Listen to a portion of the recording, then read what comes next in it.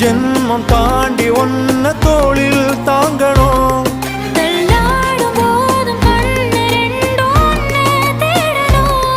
உயிர் விட்டு போகும் அந்த நொடியில் ஓருவம் முன்னால் வரணும்.